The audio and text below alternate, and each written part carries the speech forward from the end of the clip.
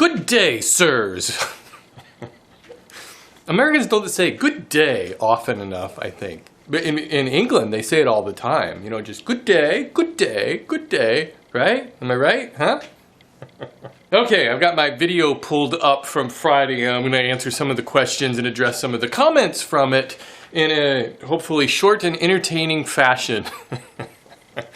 Because, well, you know what's funny is I get comments from people sometimes who think that, well, this video wasn't entertaining enough. One comment that I get invariably on almost every video is from somebody who doesn't like the music. Well, actually, a few people don't like the music. In this case, I think there was more than a few people who didn't like the okay song. I thought it was amusing. Plus, because if you had looked in the description, the title of the song is Morning Wood.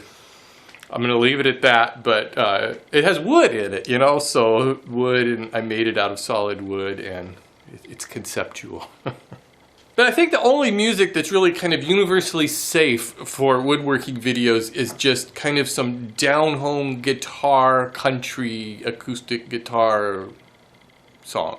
Tune, something like that. And I blame Norm Abram for this. Norm, this is all your fault. You started this whole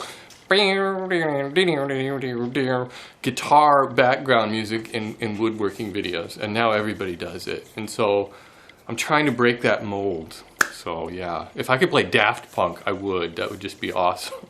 So yeah, I'll keep trolling you people whose entire identity is based upon what type of music you enjoy. Get over it. I sometimes get comments from people who ask me if I could make my videos longer and get more detailed explanation about what I'm doing. And while I can understand your point of view, because I'm trying to make my videos as short as I can, you know, the numbers just don't support making a longer video. If I make a longer video and just viewership just goes and just crashes and burns. So I try to keep them short to include as many people as possible. And to tell you the truth, I don't think most of what I do requires a whole lot of explanation. I try to explain a lot of what I'm doing just because everybody likes to hear my mellifluous voice on video, especially when I clear my throat like that. But if you want step-by-step, you know, how-to videos, there's plenty of other videos on YouTube to show you that. Oh, about the floor lamp. I guess I should talk a little bit about the project itself and not the video.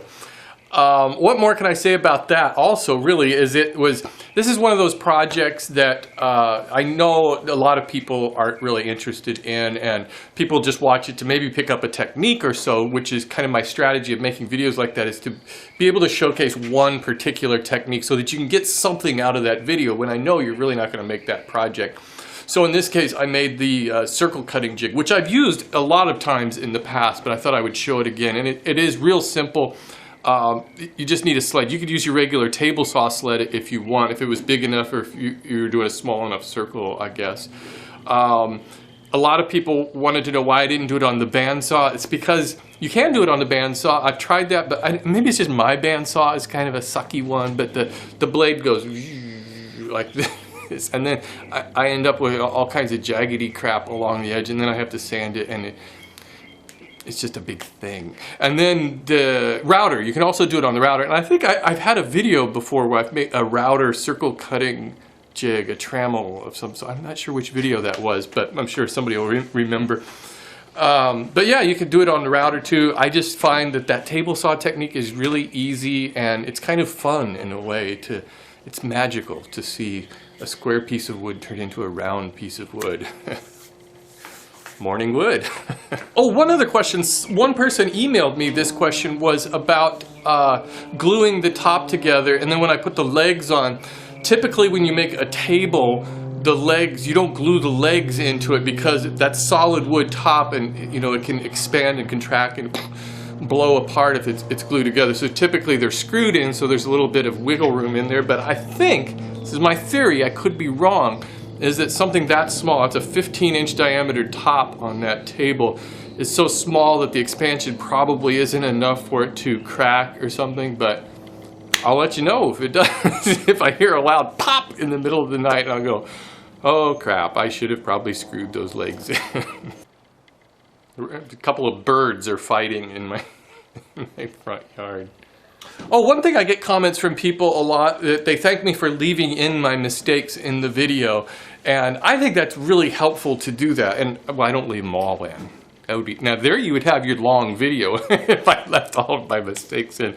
But I try to leave it in if somehow I think it's going to be helpful, or if it's a problem that I end up solving in some sort of a manner that may be helpful to you, such as the edge banding that I ironed on this one when the dados didn't fit properly on those legs. And I have no idea why it did that. That's just the weirdest thing. It's just one of those things that it happens sometimes. You know, like I'm making tests, oh, this is all perfect. And then you do the actual thing and you go, huh, well, how does that happen? There's just woodworking fairies floating around, sabotaging stuff like that. Okay.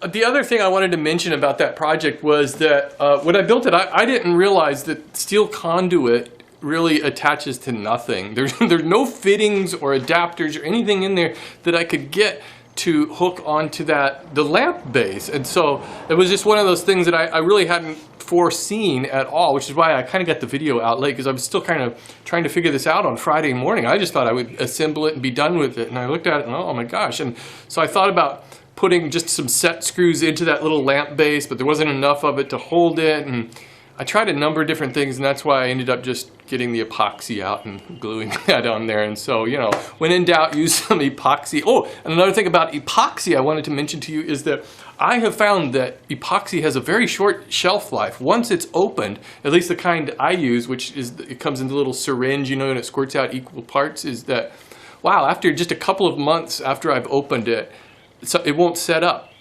Sometimes I don't know what it is, but I'll mix it up and it just stays sticky. It's a sticky gooey mess. It's a sticky gooey mess is all it is. So yeah, I guess you got to make sure you just do a test before you use epoxy like that. Okay. Hey, here's one guy who commented that he didn't like the lamp, but he liked the music. Oh, and speaking of guitar music, if you'd like to hear some guitar music, my son performing at a show yesterday at this event, and he played a couple of songs. Here's a link over here you can click. It's an unlisted link. You know, it's mainly friends and family, so consider yourself a friend or family.